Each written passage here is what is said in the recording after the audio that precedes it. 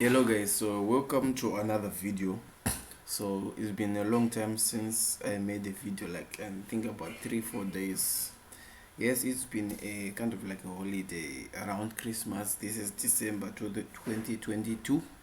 So on the screen, right, so I've been watching and browsing many videos from some creators, from some software engineers, some software developers, on YouTube, who post about their life on YouTube, their progress, and web developers, right?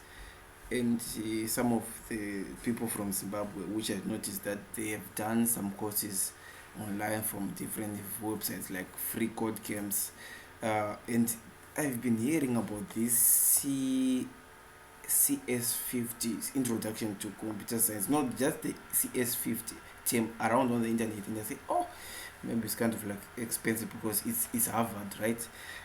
So I just decided to check it out, and I can see it have a free course, right? A free course where you can upgrade if you want to get a verified certificate. Yes, I've just created an account here, and I'm planning to start my journey learning this introduction to computer science. Then after that, I'm thinking of jumping into learning this one, right? The web programming with Python and JavaScript. And it have the things which I need to learn about web development.